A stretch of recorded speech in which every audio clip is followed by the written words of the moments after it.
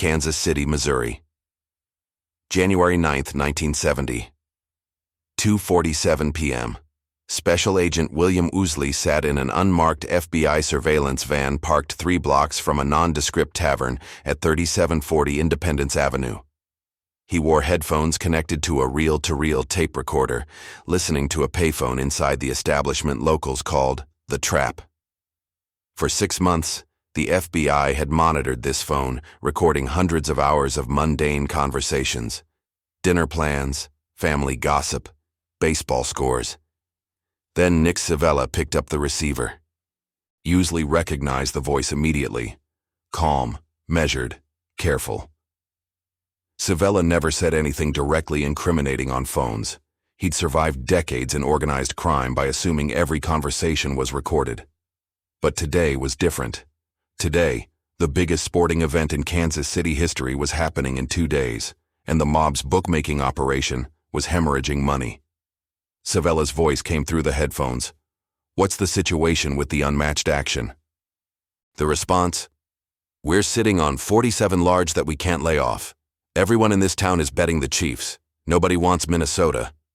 A pause. Then Civella. 47? That's a problem. Ousley leaned forward, fingers hovering over the recorder's volume knob.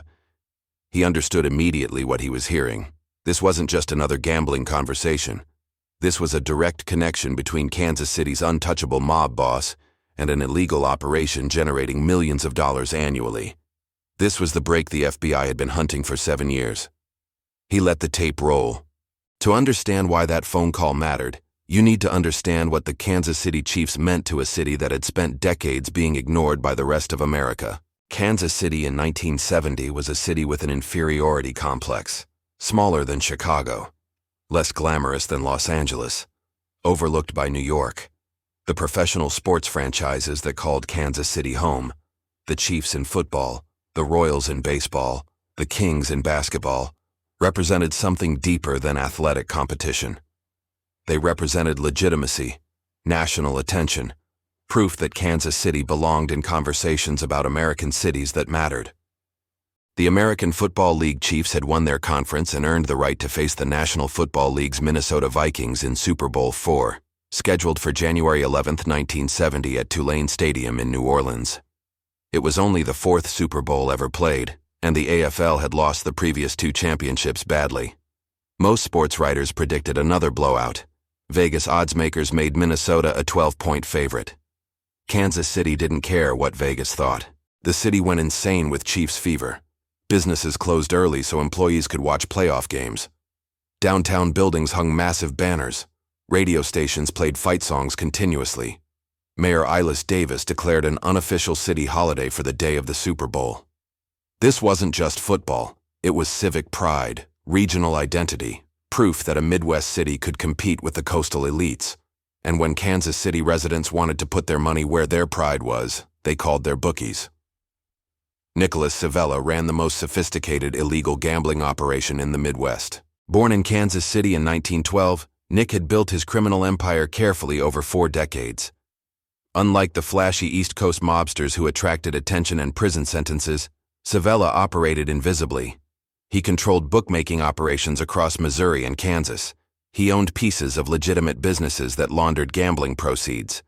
He maintained relationships with corrupt politicians and police officers who protected his interests. Most importantly, he'd established the Kansas City family as a key partner in the Las Vegas casino scam, the massive illegal operation that diverted millions from Vegas casinos to Midwest mob families. His bookmaking network was elegant in its simplicity. Bettors placed wagers with street-level bookies, who reported to neighborhood coordinators, who reported to regional managers, who reported to Civella's inner circle. Money flowed upward. Losses flowed downward. The operation employed hundreds of people and generated roughly $40 million annually in betting action, about $300 million in today's currency. The system worked because of a fundamental principle: balanced action. Professional bookmakers don't want to gamble. They want to be the house, collecting a commission, the vigorish or vig, regardless of who wins. Ideally, they take equal amounts of money on both sides of any bet, then pocket the 10% fee. If someone bets $110 on one team and someone else bets $110 on the other team, the bookie collects $220 in bets and pays out $200 to the winner, keeping $20 profit with zero risk. The problem comes when betting becomes lopsided, when everyone wants to bet the same side. Then the bookie is essentially gambling alongside the bettors, exposed to potentially catastrophic losses if the popular team wins. This is what laying off action means: finding other bookies in other cities who have opposite betting patterns and transferring some of your exposure to them. If your Kansas City customers all want the Chiefs and their Chicago customers all want the Vikings, you can balance your books by essentially swapping bets with each other, ensuring both operations remain profitable regardless of the outcome. But Super Bowl IV created a problem nobody had anticipated. Everyone wanted the Chiefs. The 2 weeks leading up to Super Bowl IV turned Kansas City's bookmaking operations into a crisis zone. Normally, big games attracted balanced action. Half the bettors liked one team, half liked the other, and the bookies happily collected their vigorish from both sides. But Kansas City's love affair with the Chiefs was so intense, so overwhelming, that normal betting patterns collapsed completely. Factory workers bet their paychecks, business owners bet their profits, retirees bet their Social Security checks, police officers, some of whom were on Civella's payroll, bet their salary.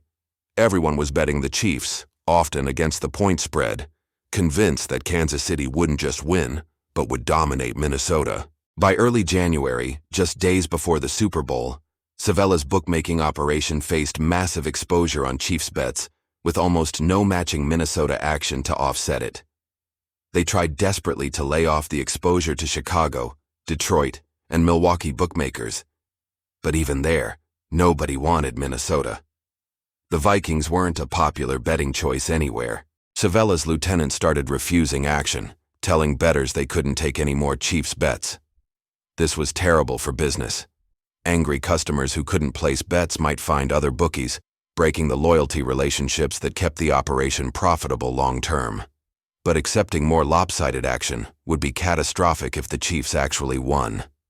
The operation faced a lose-lose scenario: turn away customers and damage future business, or accept the bets and risk enormous losses.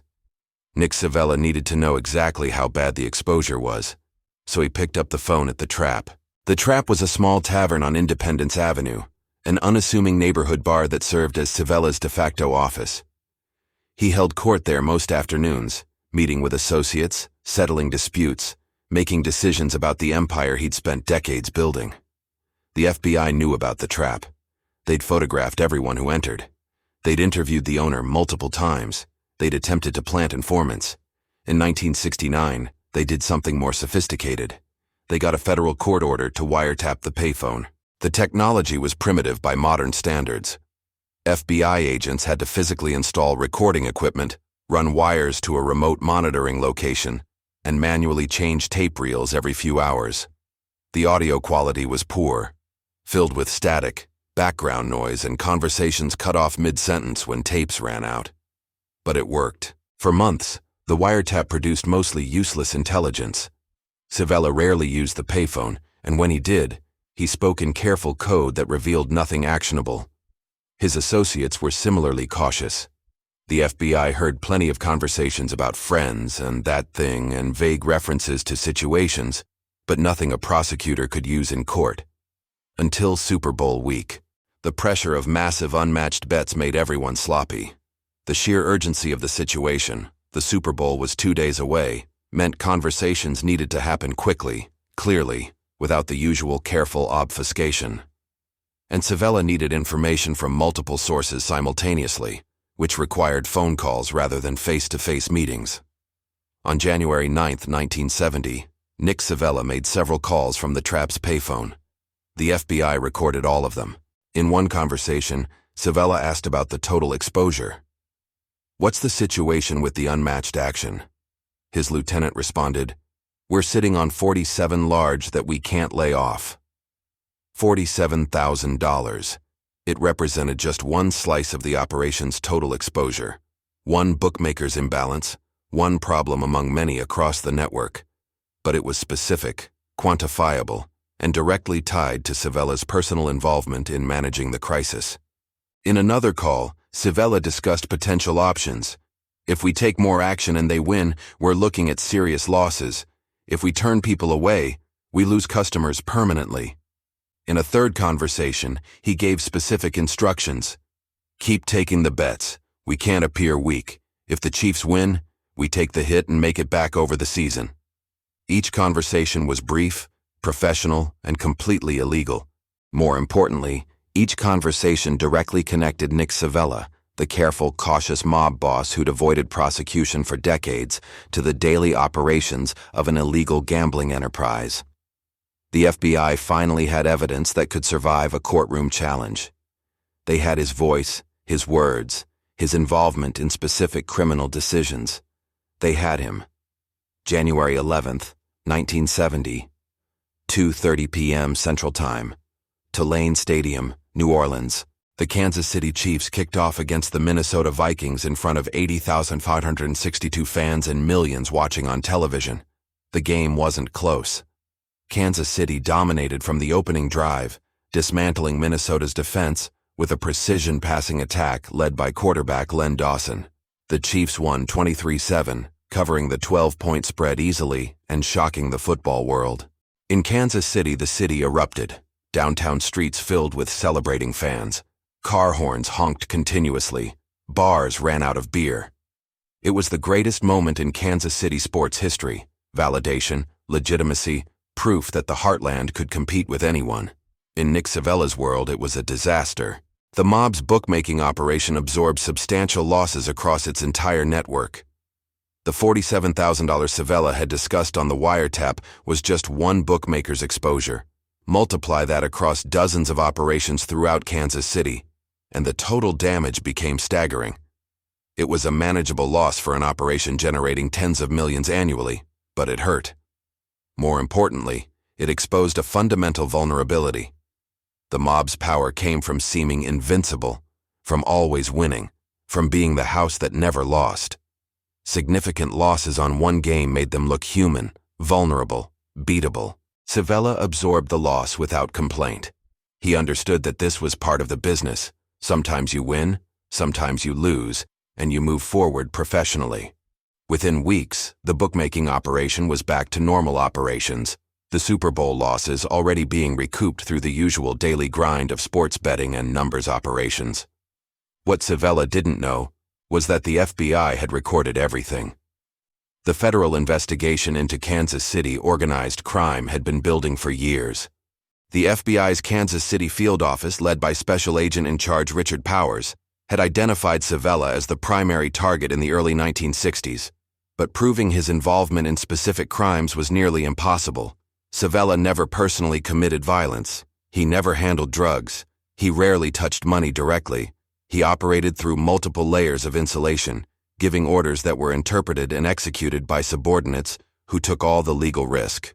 Traditional investigation methods, surveillance, informants, financial analysis, produced evidence of a criminal organization, but couldn't definitively connect Civella to specific illegal activities. Prosecutors needed more.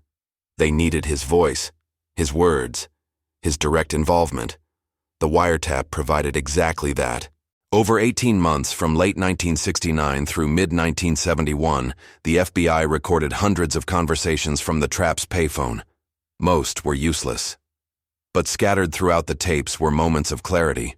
Conversations where Civella forgot to be careful, where the pressure of business forced him to speak plainly, where he revealed his direct control over illegal gambling operations. The Super Bowl IV conversations were the clearest evidence on the tapes. Civella discussing specific dollar amounts. Civella making operational decisions.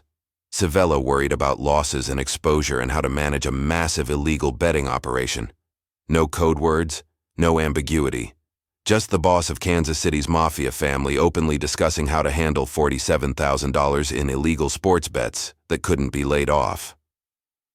Federal prosecutors began building their case. The indictment came in 1975. Nicholas Civella, along with 17 associates, was charged with operating an illegal gambling enterprise in violation of federal law.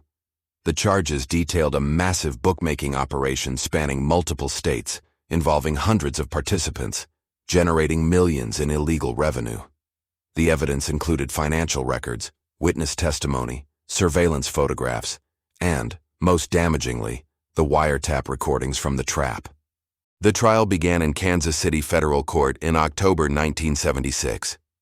Civella's defense attorneys argued that the wiretap was illegal, that the recordings were unclear, that nothing on the tapes definitively proved their client's involvement in criminal activity.